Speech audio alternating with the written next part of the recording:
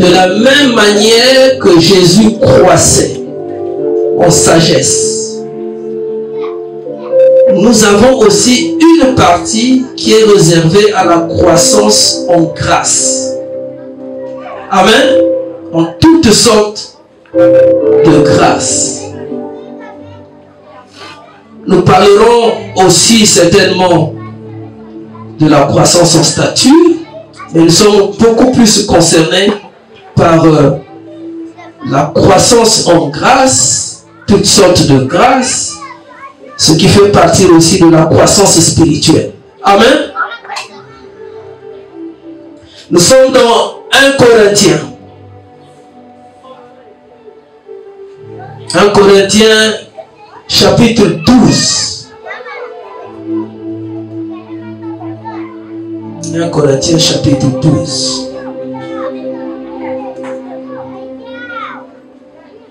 Nous allons lire à partir du verset 4.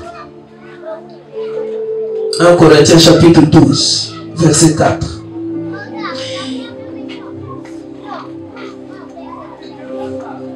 Je vous attends. 1 Corinthiens chapitre 12 à partir du verset 4.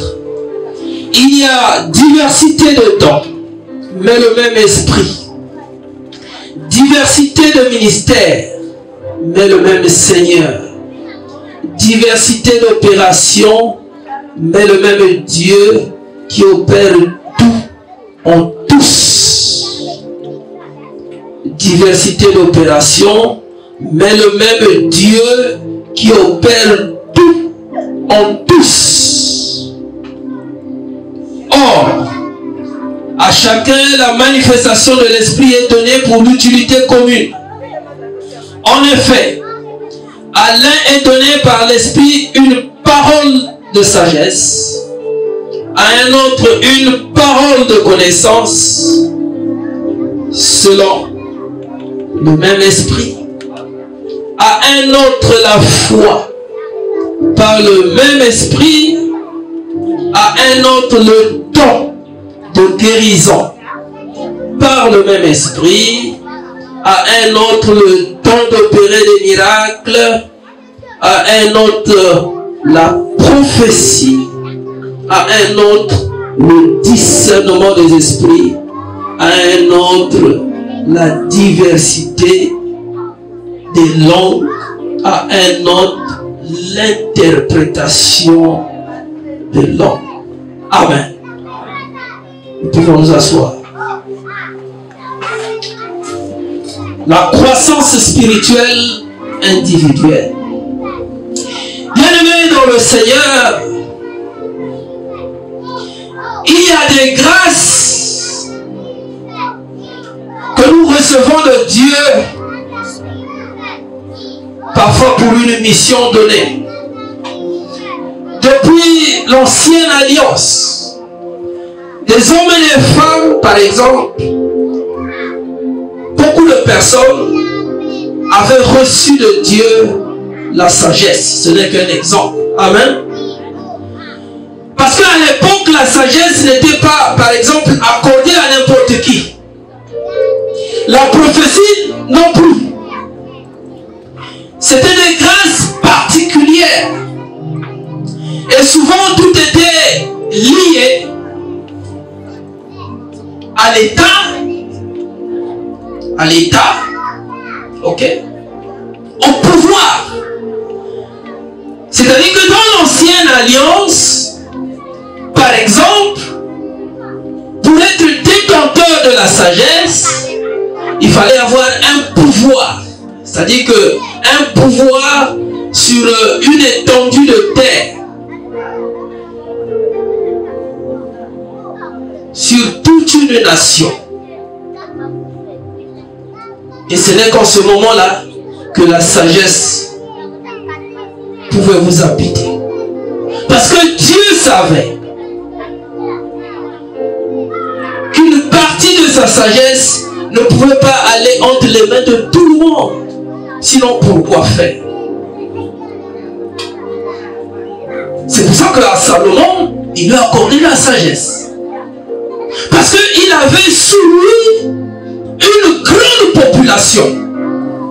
Donc c'était à dessein. À Daniel aussi, il lui a donné la sagesse. Parce qu'il devait être un instrument à son service dans la cour royale. Donc à chaque fois que Dieu a accordé une grâce à une personne, c'était pour un but précis. Et ce but-là était souvent lié à la nation, lié au pouvoir. C'est comme ça que ça se passait. C'est pour ça que dans l'ancienne alliance, on avait ce qu'on appelle couramment les prophètes des nations. Ce n'était pas les prophètes qui voient les couleurs des habits. Ce n'était pas les prophètes qui voient la lignée des familles. C'est peut-être pas ces prophètes-là. C'était des prophètes qui avaient un regard, une vision sur la nation, sur les grandes questions. Ce que nous n'avons pas aujourd'hui. C'est très rare aujourd'hui de voir un prophète prophétiser sur une nation avec exactitude. Tous généralement ils ne viennent que quand ça s'est accompli. On dit non, moi je vous avais dit à l'église. Même quand tu n'as rien dit, tu veux t'approprier d'une prophétie. Donc, les vraies grâces de Dieu. Parce que même dans l'ancienne alliance, les hommes et les femmes connaissaient Dieu. Amen. Mais les grâces n'ont pas été distribuées de la même manière. Moi, je ne pouvais pas. Si je n'étais pas roi à cette époque, je ne pouvais pas prétendre ou demander à Dieu de me donner la sagesse. Pourquoi faire? Pourquoi? Il va me dire, mais toi tu as besoin de la sagesse, pourquoi? Tu as ton rôle que tu joues dans la société, tu n'as pas besoin de la sagesse. Non, donne-moi l'intelligence. Non, tu n'as pas besoin de l'intelligence. L'intelligence était donnée par exemple par certains ouvriers, ceux qui étaient commis à certaines tâches pour ce qu'ils devaient faire. Aujourd'hui, par la grâce de Dieu, à chacun. La Bible dit à chacun. C'est-à-dire que tu sois pasteur, que tu sois ancien, diacre, nouveau converti, même si tu n'as jamais prêché la parole, même si tu n'as jamais chanté, même si tu n'as jamais joué un instrument, à toi aussi, sous la grâce, il t'est réservé quelque chose. Si tu ne l'as pas, ça veut dire que tu n'es pas en train de croître spirituellement. Est-ce que quelqu'un me comprend? Si tu es venu à l'église, tu es à l'église, tu connais le Seigneur depuis quelques mois, depuis quelques années, et que ta vie spirituelle ne change pas, et en te regardant, qu'on constate que tu n'as rien de Dieu, ça veut dire que tu n'es pas en train de croître, tu es resté le même. Est-ce que quelqu'un me comprend? Oui. C'est pas une affaire de pasteur. Non, non, non, non, non. La grâce de Dieu, les dons de Dieu ne sont pas donnés qu'aux pasteurs. C'est donné à chacun de nous. Donc ne te limite pas. Ne te crois pas inférieur à un prophète, à un pasteur. Toi aussi, Dieu, pour te faire croître, il te donne quelque chose. Est-ce que quelqu'un me comprend? Il te donne quelque chose. Qu'aucun pasteur ne vienne vous embrouiller pour dire non, il n'y a que moi. Il n'y a que moi qui peux faire ceci. Il n'y a que moi qui peux faire cela. Si vous arrivez dans une telle église, sortez. En réalité, ce pasteur-là n'a pas tout. Ou ce prophète. Qu'on ne vous trompe pas. C'est l'écriture qui me le dit. La Bible dit à chacun qu'est-ce qui a été donné à chacun et qu'est-ce qui peut être donné à chacun de nous ici alors que nous sommes là. C'est ça le problème. Le Saint-Esprit, je voulais ajouter, je voulais dire, n'est pas l'apanage des pasteurs. Non. C'est dans la sorcellerie ou dans la magie où il y a des grades. Est-ce que quelqu'un me comprend? Oui. Si vous allez chez les occultistes, si toi tu ne l'es pas, dès que tu vas arriver, on va dire que non, il y a quelqu'un qui est rentré là, un novice. Et c'est limité. Est-ce que quelqu'un me comprend? C'est limité. Est-ce que dans votre famille, tout le monde est sorcier? Est-ce que dans votre famille, tout le monde est magicien? Non. C'est limité. C'est réservé à quelques personnes. À quelques personnes. Ils ont leur vie. Mais à toi et moi, qui avons accepté Jésus comme Seigneur et Sauveur personnel, dans notre marche chrétienne, il nous a réservé des grâces. Est-ce que quelqu'un me comprend? C'est pour ça que tu dois être fier de voir que tu n'es plus la même personne depuis que tu l'as rencontré, que tu as changé. Sur le plan spirituel, il s'est passé une certaine transformation. C'est-à-dire que les gens ne te trompent pas. Les choses que tu ne voyais pas, tu peux les voir maintenant. Les choses que tu n'apercevais pas, même de loin, tu peux les apercevoir. Et les gens, en ce moment-là, peuvent dire que tu as quelque chose. Est-ce que quelqu'un me comprend? Quand j'étais encore enfant spirituel, quand j'étais encore bébé spirituel, je ne pouvais pas voir arriver un sorcier. Mais maintenant, le Saint-Esprit me permet de le voir. Le Saint-Esprit me permet de dire des choses aux sorciers et aux magiciens. Est-ce que quelqu'un me comprend? Ça veut dire que tu es en train de croître. Mais toi, depuis que tu es venu, c'est la même chose. Depuis que tu es venu, on ne fait que prier pour toi. Et toi, tu ne pries pas pour les autres. Il y a un problème. Tu n'as pas changé. Depuis que tu es venu, tout ce qu'on fait là, c'est pour toi. Il y a des gens qui jeûnent même pour toi. Toi-même, tu ne peux pas jeûner. Il y a un souci. Il y a un problème.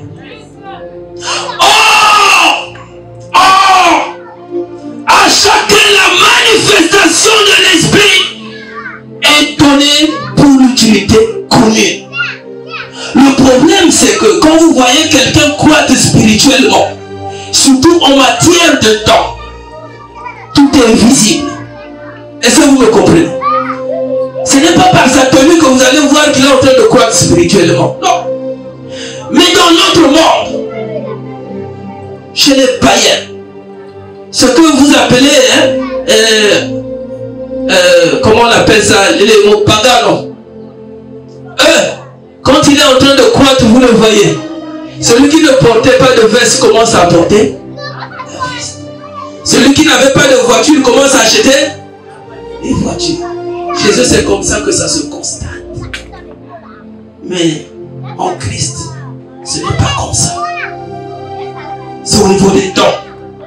La Bible dit, oh, à chacun la manifestation de l'esprit est donnée pour l'utilité commune. Si vous voyez un frère, une soeur exercer un don spirituel pour lui-même, pour se faire de l'argent, dites-vous que derrière ce don-là, il y a autre chose.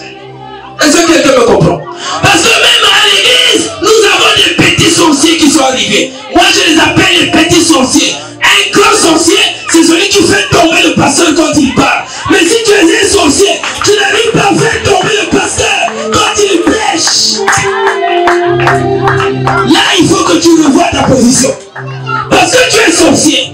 Tu règnes dans ta famille, mais ici à l'église, tu ne règnes pas. Parce que celui qui est dans le pasteur est plus fort que celui qui est... Oui. Un vrai sorcier. Quand il rentre dans l'église, le pasteur est en train de prêcher, bouche fermée, il parle, il tombe. Et là, vous dites, ah, il y a un problème. Donc, il y a un sorcier, il y a un magicien qui est rentré. Est-ce que quelqu'un me comprend? Un vrai sorcier, quand il est dans le quartier, il fait ses invocations, il dit, l'église là doit prendre feu, ça doit fermer. Si n'arrive pas à le faire, c'est que c'est un petit sorcier. Parce que ceux qui disent, ah, l'église nous dérange, l'église nous dérange. Mais faites brûler les églises par vos prières. Parce que l'église vous dérange. Les pasteurs vous dérangent. Mais rendez les paralytiques, rendez les malades. Si vous n'arrivez pas à le faire, ça veut dire que vous êtes dans la petite sorcellerie. Vous êtes dans la petite magie. C'est pour ça que je n'ai jamais eu peur de sorciers dans ma vie. Je n'ai jamais eu peur de magiciens. Jamais. Il y a des gens qui me regardent quand on se plaint. Je dis, ils ont vu quelque chose en moi. Ils ont vu. Quand tu vois quelqu'un passer te regarder, c'est-à-dire qu'il te regarde là, il a vu quelque chose en toi. Parce que si vous êtes de la même famille, il va te saluer. Il va te sourire. Nous ne sommes pas de la même famille. Nous ne sommes pas de la même famille. Donc quand on me regarde là, quand on te regarde, quand un sorcier te regarde, quand un magicien te regarde,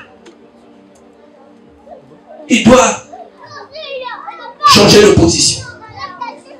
Oui, ils sont dans la petite sorcellerie, ils sont dans la petite magie. Il y en a qui ont peur. Toi, pourquoi tu as peur des sorciers?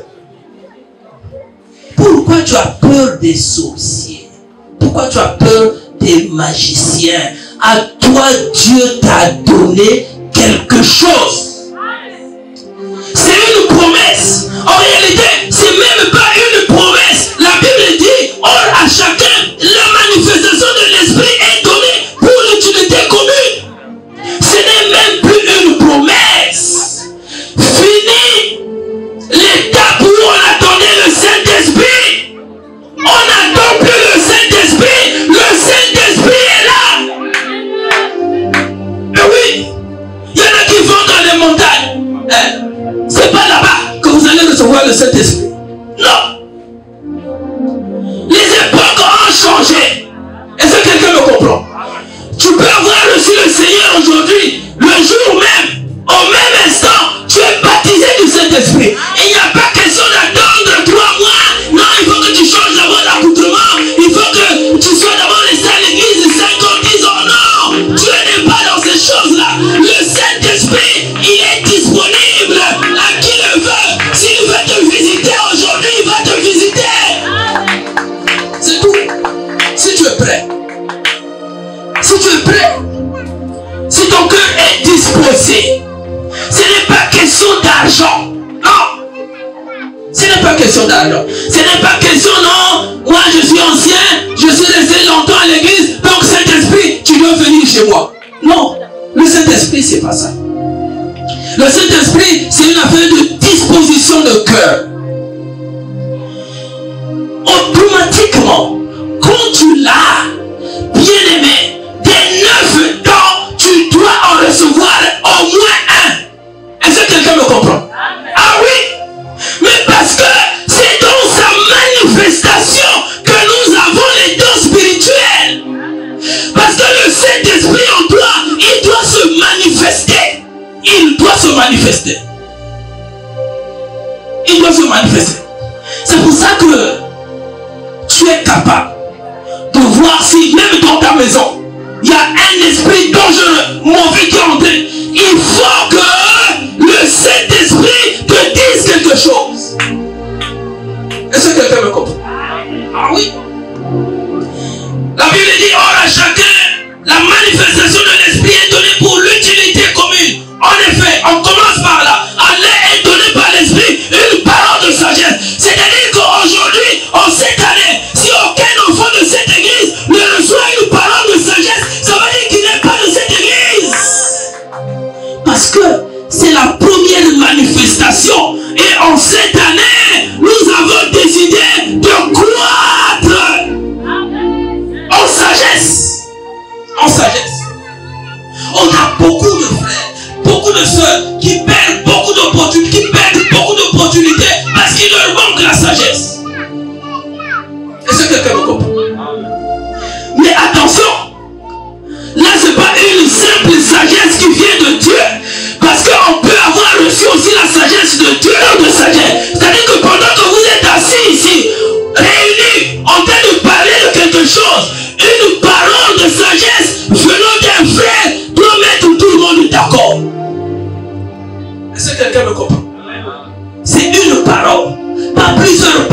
sagesse. Bien-aimé, celui qui a le don, ce don-là, celui qui manifeste une parole de sagesse est différent du sage. Est-ce que quelqu'un me comprend? Ah oui. Le sage, ça c'est autre chose. On a beaucoup de sages. Des sages par expérience. Aussi il y en a. Mais une parole de sagesse, c'est autre chose. Pourquoi aujourd'hui les enfants de Dieu ne veulent pas s'en approprier? Tu as le Saint-Esprit, mais tu n'as aucune parole de sagesse. Bon, si toi tu ne l'as pas, il faut qu'un autre frère, une autre soeur à l'église puisse l'avoir. Si aucun frère, aucune soeur de l'église n'a une parole de sagesse, nous ne sommes plus l'église du Seigneur. Non. Nous ne sommes plus l'église du Seigneur. Beaucoup de foyers, beaucoup de familles se déchirent parce que là-dedans, il n'y a aucune manifestation de l'esprit par une parole de sagesse.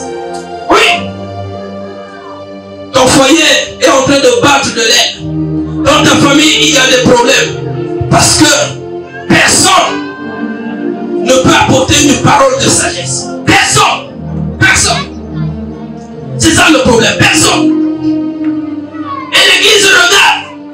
Mais en cette année, je suis en train de prier le Seigneur pour que ceux qui ont déjà ces dons-là, pour que ces dons-là se manifestent. Et que ceux qui ne les ont pas, qu'ils puissent les avoir par la grâce de Dieu.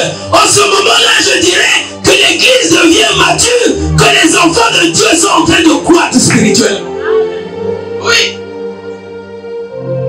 Faites appel dans la vie à des hommes, à des femmes de Dieu, à des aînés dans la foi, à des personnes qui manifestent ce don-là, de vous guider, de vous aider dans vos affaires, dans vos activités. C'est important. Ne croyez jamais tout faire par vous-même. Non, tu peux avoir de l'argent, tu peux avoir des moyens, mais si tu ne travailles pas avec ceux qui ont ces dons-là, tu n'iras pas loin.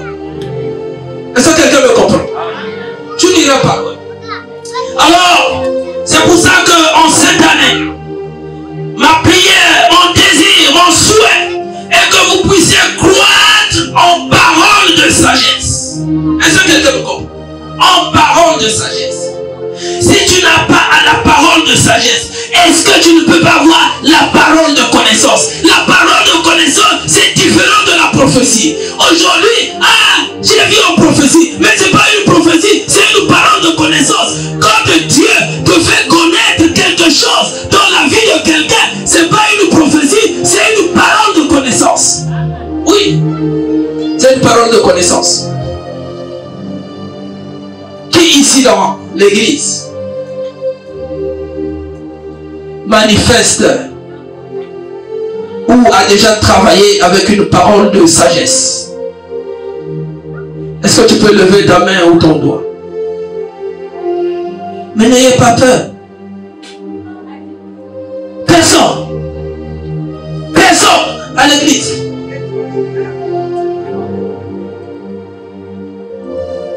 Personne. Donc sur les 9 grâces, sur les 9 dons spirituels, toi il t'en reste 8. Là tu as déjà perdu, tu n'en as pas. Faut pas me dire à la fin, non, pasteur, j'avais honte. Parce que c'est ça qui fera que lorsqu'il y aura un problème à l'église, que je t'appelle. Que je te dis, frère, ma soeur, viens. Est-ce que tu peux donner ton point de vue sur tel sujet? Mais parce que le pasteur n'appelle pas n'importe qui. Le pasteur ne peut pas appeler tout le monde. C'est pas possible. Lorsqu'il y a un problème, non. C'est comme dans les foyers. Quand il y a un problème dans un foyer, on n'appelle pas tout le monde. Si tu es dans un foyer ou dans une famille, certainement qu'il t'est déjà arrivé une fois de dire, ah non, ça devient compliqué, il faut qu'on appelle telle personne. Oui. C'est pas parce que la personne vous connaît, mais c'est parce que vous savez que la personne a quelque chose de Dieu. C'est ça le problème. On n'appelle pas n'importe qui. On n'appelle pas tout le monde lorsqu'on a des problèmes. Ah oui, c'est ça. appelez, ou celle que vous appelez là, c'est cette personne-là qui veut vous détruire, qui veut vous diviser, mais vous ne savez pas. Ah oui. Vous savez, il y a des couples où quand il y a des problèmes, il y a des gens qui disent, mais séparez-vous seulement.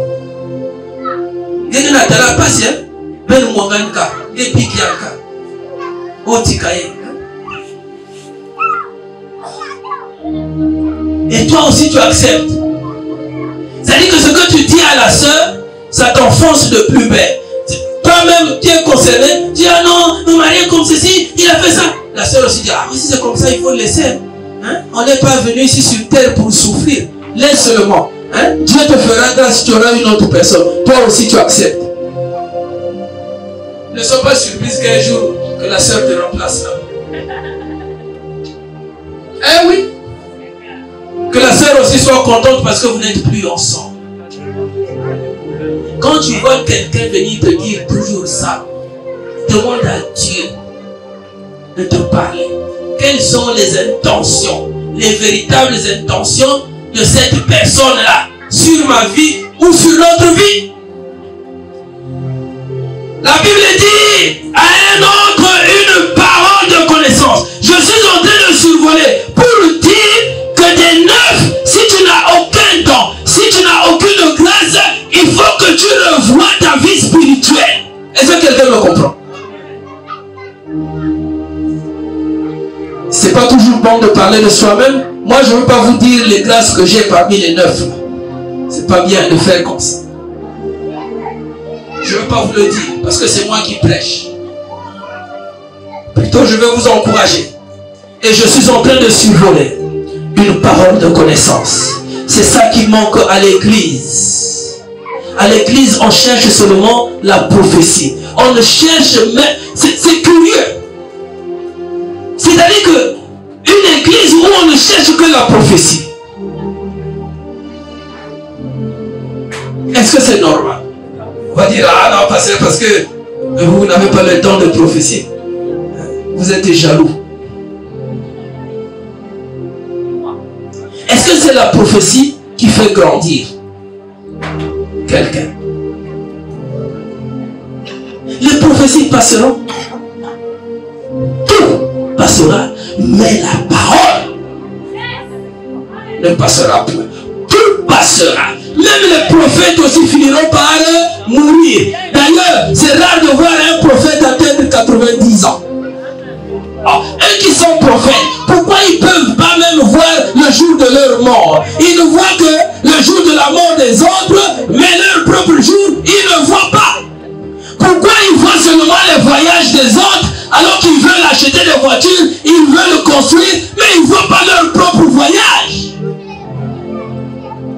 C'est grave. Un prophète qui ne voit que les autres, mais lui-même, il ne se voit pas. Il y a un problème, il y a un souci. Parce que si lui-même, il devait se voir, se mirer, il devait comprendre que même dans sa propre vie, il a des problèmes. Le travail, il n'arrive pas à avoir. Il veut travailler, mais il n'arrive pas à avoir le travail. Il y a un problème. Prophète. Eh oui. La Bible dit, à chacun est donné selon le même esprit une parole de connaissance et à un autre la foi. À l'église maintenant, je ne parle pas de la foi générale, mais la foi qui vient du Saint-Esprit. Comment les gens à l'église peuvent-ils venir sans croire en Dieu? Tu viens à l'église, tantôt tu as la foi, tantôt tu n'en as pas. Tantôt tu crois en Dieu, tantôt tu ne crois pas. C'est pas possible. Tu viens voir, l'église à moi. Est-ce qu'on va vraiment? Est-ce qu'on pourra? Est-ce que ça va finir? Pas de foi. Le groupe de louanges là. Comme il y a des sœurs qui ne sont plus là. Est-ce que ça va même marcher? Même dans ton propre foyer. Dans ton propre foyer, tu n'as pas la foi. C'est grave. Or la Bible dit que la foi est une ferme assurance des choses qu'on espère et la démonstration de celles qu'on ne voit pas. Mais où sont tes yeux? Si tes yeux ne peuvent pas voir, mais ta foi au moins peut voir.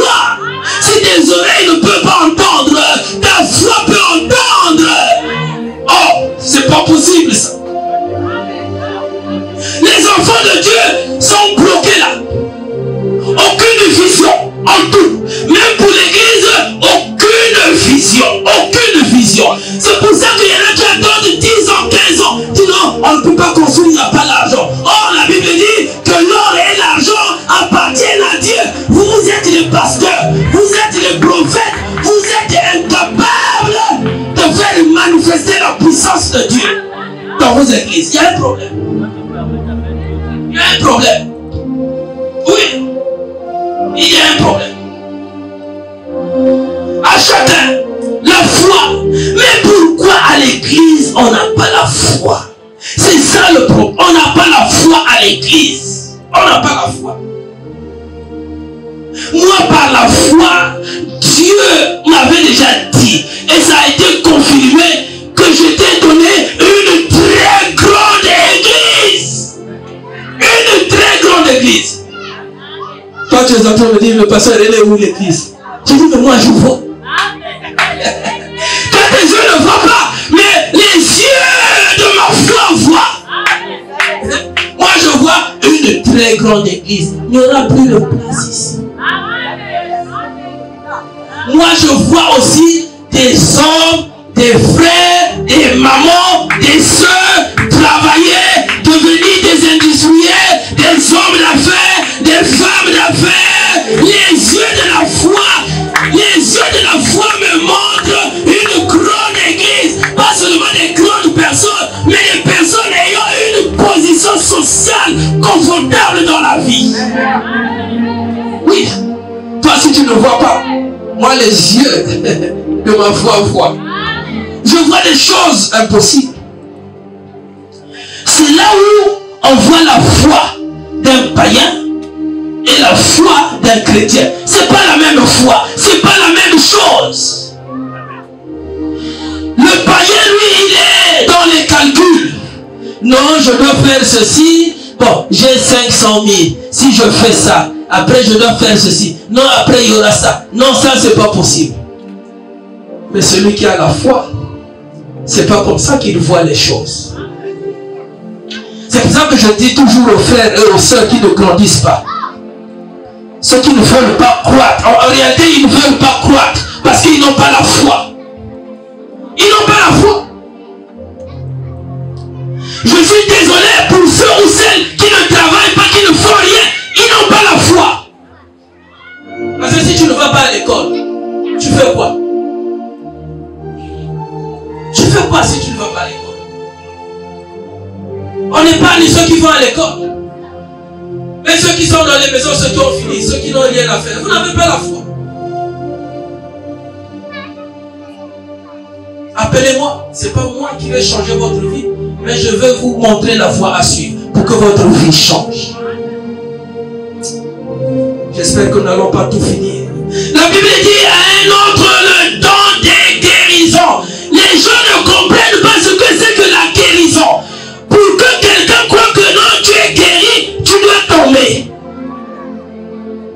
Tu dois sentir quelque chose dans ton cœur. Et oui.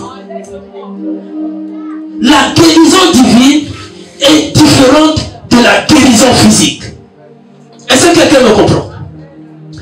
C'est pour ça que vous verrez que dans les campagnes d'évangélisation, on a plus de paralytiques, plus d'aveugles, plus... Mais en réalité, quand ils vont là-bas, s'ils sont 200, 300, combien d'aveugles recouvrent la vue? Combien de sourds muets parlent ou entendent? Combien de paralytiques marchent? C'est-à-dire que même eux aussi n'ont pas la foi. Amen. Même eux aussi, ils n'ont pas la foi. C'est pour ça que dans nos églises là, c'est ça le problème. Celui qui pense qu'il est paralytique dit ah, moi là-bas je ne peux pas aller. Parce que le pasteur là, il ne peut pas me faire lever. La foi, c'est pas ça. Amen. La foi, c'est pas ça. La foi vient d'abord de la personne elle-même qui est concernée. À chaque fois que Jésus a guéri un malade, il a vu la foi qu'il y avait en cette personne-là. Mais si toi tu n'as pas la foi, comment voudrais-tu compter seulement sur la foi du pasteur? C'est grave. C'est pas au pasteur de changer ta vie. J'ai beaucoup de choses à dire ce matin, mais je pense que je vais m'arrêter par là. À un autre, le don d'opérer des miracles. Les miracles aujourd'hui n'existent plus à l'église. Même dans le milieu des chrétiens. C'est difficile que quelqu'un dise que j'ai vécu un miracle. Mais pour que ce miracle-là soit vécu, il faut bien que Dieu passe par les mains, par la bouche d'une personne pour que ça soit opéré. C'est ça le problème. Bien-aimé, je n'ai pas envie de tout étaler ce matin. Mais je suis seulement venu te dire que la croissance spirituelle doit d'abord être individuelle. Parce que là, c'est individuellement que Dieu fait ces choses. C'est individuellement que le Saint-Esprit agit. Ici, il n'a pas parlé de pasteur. Ici, il n'a pas parlé de prophète. Ici, il n'a pas parlé de bishop. Il n'a pas parlé de docteur. Il n'a pas parlé d'évangéliste. Il a seulement dit à chacun. À chacun. Qui veut croître spirituellement, individuellement.